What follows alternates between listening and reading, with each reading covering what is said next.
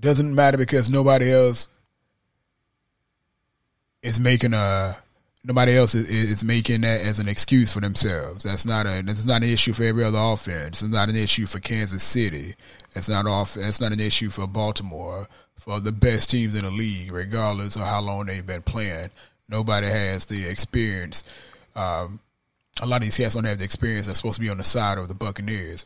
So all of that stuff is a wash. That shit goes out the window. If you hear somebody saying that silly shit, you need to put them on point and let them know that that's no longer a viable excuse.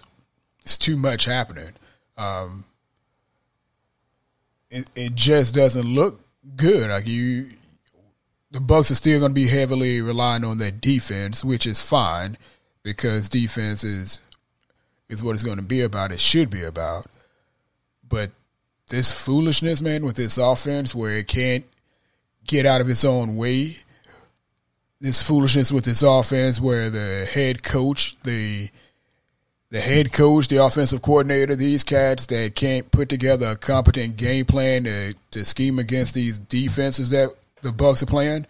This is why people acted a fool last week when they should have absolutely murdered their opponents. They should have killed them first half and second half. Second half, they only scored 5 points after a good-looking first half or first quarter. That's why people acted a fool then. So now you see when everything isn't in a perfect case scenario, when you have your two main wide receivers hurt or out of the game for any period of time, how everybody else has to step up. That's why you drill on being so heavy and so good in the offense when there's an opportunity to do so. You carry that over to the next week and you try to make momentum off of it. You can't just settle with, well, we got away with a win. That's bullshit. That's never going to pass playing against the best teams in the league. And the Bucs got they're going to be hosting those guys, or they're going to be playing the best in the league throughout the year. So there's got to be some tighten up going on, man. This is a little bit too wild for me. I don't really care for it. I don't like it at all, actually. Bruce Arians left, which they got to come together with a better plan. Todd Bowles has the talent on his side of the field to kind of shake things up every now and again pretty quickly. But the offense has been a disappointment basically through most of the first 3.5 games, and something's got to change. Going into the second half, I'm hoping to see the tight ends again get more involved so that the Chargers actually have to account for something other than the running back and actually slow down their pressure trying to get to Tom Brady.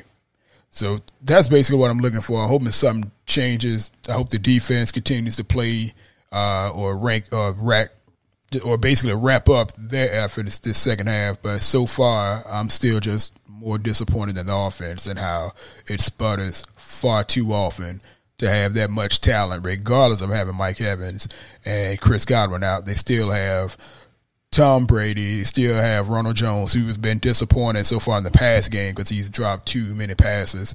But you still got O.J. Howard. You still have Rob Gronkowski. You still have Cameron Brate. All these cats should be able to slow down a pass rush and make something happen. But right now, that's not been the game plan. And so far, the offensive coaches, particularly